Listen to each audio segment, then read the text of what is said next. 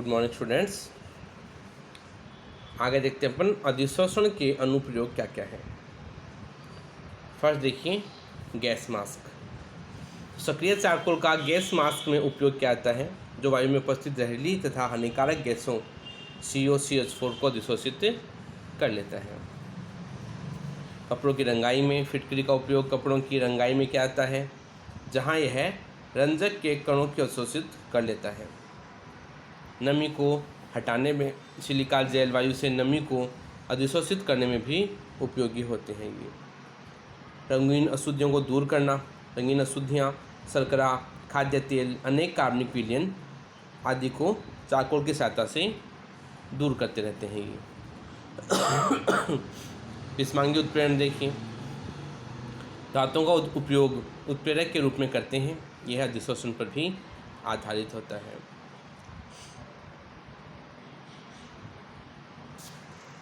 Ion विनिमय resin या जल के विलयनीकरण में भी इसका उपयोग किया जाता है। जल में से विशिष्ट आयनों का अधिशोषण करने की क्षमता रखते हैं। यह कठोर जल को भी मृदु बनाने में उपयोगी होता है। इसी प्रकार उच्च निर्यात उत्पन्न करने में चारकोल द्वारा द्रवित वायु से वायु का अधिशोषण पात्र में उच्च निर्यात उत्पन्न करने में भी उपयोगी होता है।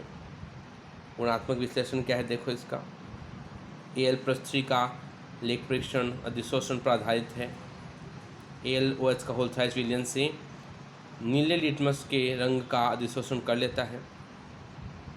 इसी प्रकार वर्णलेखी की विधि में भी अलग अलग जो पार्टिकल सब्सटेंस होते हैं उनमें भी अपन वर्णलेखी की विधि के द्वारा भी इसका उपयोग किया जाता है।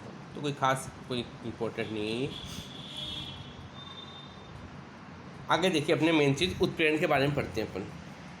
तो सर्वप्रथम 1835 में बर्जीलियस ने पाया कि बाह्य पदार्थों की उपस्थिति में रासायनिक अभिक्रिया के वेग में परिवर्तन हो जाता है। उदाहरणार्थ मैग्नीज डाइऑक्साइड की उपस्थिति में पोटेशियम क्लोराइड का अपघटन निम्न ताप पर आसानी से हो जाता है। यानी ऐसे सब्सटेंस जो किसी भी अभिक्रिया के वेग को बढ़ा सकते हैं वे उत्प्रेरण कहलाते हैं। यानी परिवर्तन कर देते हैं रासायनिक अभिक्रिया के वेग के अंतर्गत, लेकिन उनके स्वयं के द्रव्यमान में और संगठन में कोई परिवर्तन नहीं होता है। इसे ही हम उत्प्रेरक के नाम से जानते हैं और यह जो प्रक्रिया है यह उत्प्रेरण कहलाती है। उत्प्रेरक मोस्टली अपने पास दो प्रकार के हैं, धनात्मक उत्प्रेरक और ऋणात्मक उत्प्रेरक। धनात्मक उत्प्रेरक वे होते हैं जो अभिक्रिया के वेग को बढ़ा देते हैं। जैसे उत्प्रेरक की अनुपस्थिति में हाइड्रोजन पेरोक्साइड के अपघटन के लिए एक सक्रिय ऊर्जा का मान, सक्रिय ऊर्जा का मतलब हो गया कि ये एक एनर्जी बैरियर है कि यहाँ से लेकर यहाँ तक जो अपने को रिएक्टेंट मॉलिक्यूल प्रोडक्ट का निर्माण करता है। अगर यही एनर्जी कम हो जाए, सक्रिय ऊर्जा जो है उसका मान कम कर दिया जाए, तो ऐसा तभी होगा जब अभिक्रिया में उत्प्रेरक आप काम में लेते हो। यानी उत्प्रेरक क्या करता है, सक्रिय ऊर्जा के मान को कम कर देता है। दूसरा होते हैं ऋणात्मक उत्प्रेरक। ऐसे उत्प्रेरक जो अभिक्रिया का जो वेग होता है उसको घटा देते हैं। उदाहरण हाइड्रोजन पेरोक्साइड का अपघटन ग्लिसरॉल की उपस्थिति में हो जाता है। तो H2O2 H2O+O2 पेट्रोल के अपस्फोटन मतलब पेट्रोल कितना नुकसान करता है, धुआं कितना निकलता है, उसको कम करने के लिए उसमें टेट्राएथिल लेड TEL भी इसमें मिला दिया जाता है। सतह उत्प्रेरक देखिए क्या है। रासायनिक अभिक्रिया में बना उत्पाद स्वयं उस अभिक्रिया के लिए उत्प्रेरक का कार्य करें अथवा अभिक्रिया के वेग में परिवर्तन कर दें तो उसे हम सतह उत्प्रेरक के नाम से जानते हैं। उदाहरण जैसे एस्टर के जल अपघटन की दर प्रारंभ में कम होती है, परंतु जैसे जैसे इसमें कार्बोक्सिलिक एसिड बनता जाएगा वैसे वैसे यह अपने आप ही उत्प्रेरक का कार्य करेगा और अभिक्रिया का वेग भी लगातार बढ़ता जाएगा।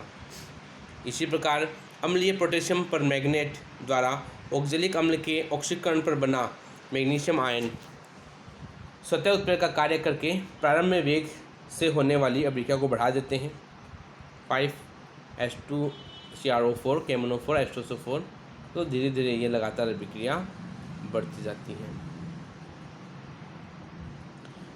नेक्स्ट देखिए प्रेरित उत्प्रेरक।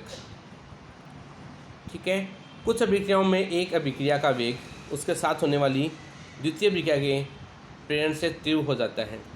यानी अपने आप ही अभिक्रिया जो है वो प्रेरण से हो जाती है। एक रिएक्टेंट की वजह से दूसरे रिएक्टेंट की रिएक्शन की जो स्पीड होती है वह बढ़ जाती है। इस वजह को भी अपन प्रेरित उत्प्रेरक के नाम से जानते हैं।